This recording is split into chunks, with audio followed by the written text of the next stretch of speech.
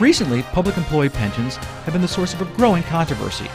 Often, in the fight over pension reform, politicians, the public, and the media lump all public employee benefits together and compare those to private sector workers who generally get less generous retirement payouts. But that hides tremendous disparities that exist between different public employee groups' pensions. Teachers, for example, contribute more of their salaries to their retirement and collect less in benefits than other public employees. Can the debate on pension reform move from one of polarizing rhetoric to one of mutual compromise that will stabilize budgets and make pensions fair for everyone? We'll get the views of the key players and experts in the debate. LEO State Finance Director Jason Sisney, Marcia Fritz, President of the California Foundation for Fiscal Responsibility, Allan Clark, President of the California School Employees Association, and John Ortiz, who writes the Sacramento Bee's State Worker blog. From Fresno, the Maddy Report, with Executive Director of the Maddy Institute, Mark Kepler. We're joined by Jason Sisney, the Finance Director with the Legislative Analyst's Office and an expert in public employee pensions. Welcome to the Maddy Report. Hello. Well, let's start with state retirement costs. Have they been growing? They have been growing. How much, I should ask? Right now, our best estimate is that in the next fiscal year, the State General Fund will spend around $5 billion on contributions to CalPERS, CalSTRS, and to health and dental benefits for the state's retirees. About $5 billion next year. And when you're now, I had seen a number of $3.51 billion, but are you saying that doesn't include the retiree health costs? Well, $3.5 billion are the state's total contributions to CalPERS for pension costs. About $2 billion of that is paid from the general fund. But there are also costs from the general fund for CalSTRS contributions, for our teachers' retirement system, that is, but also for retiree health costs. Now, in the 90s, those costs together, instead of $5 billion, tended to be between $1 and $2 billion a year. Now, let's hold it for just 1 second. Let's put that in comparison in terms of the state's overall budget. Right now, our overall budget is about $88 billion. Mm-hmm. What was it back then? Well, in the 90s, the retirement costs from the general fund tended to be about 2 to 4% of the general fund, depending on the year. Today? And now they're around 5% of the general fund. And so they have been growing, and there are really two major reasons why pension costs have been growing.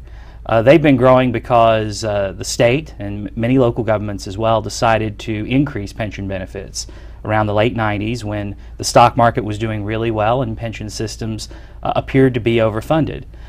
In addition, and perhaps even more significantly, the stock market, which pension funds put their money into, has had two significant declines. First, about a decade ago, in the recession in the early part of the 2000s, and then with the major stock market drop in 2008. And then on top of the pension cost, retiree health costs have been growing for the same reason healthcare costs have in the rest of the economy. Those costs have just been growing much more rapidly than inflation. You know, how much of the current costs are underfunded? Well, one of the things that we look at in pension funding is the unfunded liability, and that's basically how much would you need to put in today to fully fund all the benefits that employees and retirees have earned to date. And according to our retirement systems themselves, their reports, as of last year, CalPERS had about a $45 billion unfunded liability for state employees and retirees. CalSTRS had about a $56 billion liability, and there were several $billion of unfunded liabilities with the UC retirement system as well. So that adds up to around $100 billion. That figure will be less next year because the stock market has had a really good year and it'll go down somewhat. But those figures are even controversial because not everyone agrees on the right way to value these liabilities. These liabilities, the numbers I just listed, were based on reports from the systems themselves with the future investment returns that they assume. And some people say that they're too generous. And what are they assuming? Well, depending on the system, they're typically assuming in California between 7.5% and 7.75% a year, depending on the system. I'm assuming that's just not an arbitrary number. Where are they getting that number?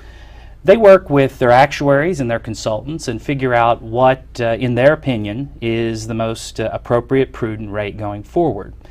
And frankly, I'd like to see my 401k go up at 7.75% a year. And, well, historically, our retirement systems actually have returned in the last couple of decades, returns on this magnitude. But the real question is, what's prudent for them to assume going forward? And there is a lot of discussion about whether or not the investment return rates that they assume are too high. Now, if those were adjusted lower, these unfunded liability costs would be much higher, and the amount that the state and local governments would need to contribute to pensions would be even greater as well. You've only got about a minute left in this segment, but a quick question. What percentage of the fund should be funded so it's considered safe? I mean, I don't think, do you expect 100% of the unfunded liabilities to be covered, or do you expect 70, 80%? What's considered a conservative, fair estimate? Well, ideally, governments would have 100% funded. That would mean that, that governments were funding all the cost of benefits that were earned by employees in the years that they worked. And if it's anything less than 100% funded, then you're systematically deferring costs to later generations. So 100% really should be the target. But if we were at 90% or so, that would also be preferable to what we have today.